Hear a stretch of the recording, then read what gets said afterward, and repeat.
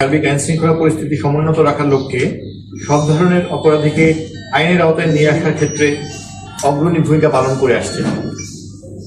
সন্ত্রাসী, সংঘবদ্ধ অপরাধী, ছিনতাইকারী, মাদক ব্যবসায়ী, খুন, ধর্ষণ, চুরি, ডাকাতি এবং অপহরণ সহ বিভিন্ন চাঞ্চল্যকর মামলার আসামি গ্রেফতারে র্যাব নিয়মিত অভিযান পরিচালনা করে আসছে। আপনারা জানেন, গত 29শে মার্চ 2026 খ্রিস্টাব্দে র্যাব 12 সদর কোম্পানি একটি চৌকস আভিযানিক দল ও র্যাব হেডকোয়ার্টার্স গোয়েন্দা সংস্থার তথ্যের ভিত্তিতে 13,15,700 টাকার জাল নোট সহ দুজনকে গ্রেফতার করতে সক্ষম হয়।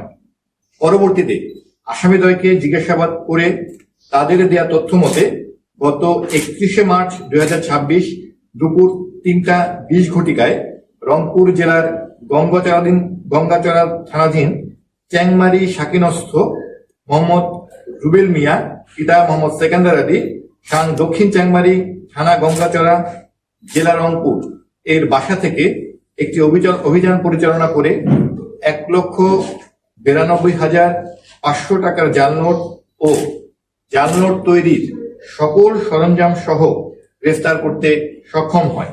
উল্লেখ্য যে আসামি মোহাম্মদ রুবেল মিয়া এর বিরুদ্ধে ডিএমপির চকবাজার থানায়, ডিএমপির মতিঝিল থানায় এবং রংপুর গঙ্গাচড়া থানায় একটি মামলা সহ সর্বমোট 4টি মামলা চলমান রয়েছে।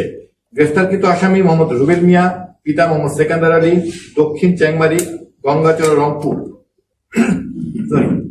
প্রাথমিক জিজ্ঞাসাবাদে জানা যায় যে আসামি দীর্ঘদিন যাবৎ লোকচক্ষুর আড়ালে রংপুর জেলা সহ সারা দেশে জাল টাকার নোট নিজ হেফাজতে রেখে খাঁটি নোট হিসেবে ক্রয় বিক্রয় ও লেনদেন করে আসছে।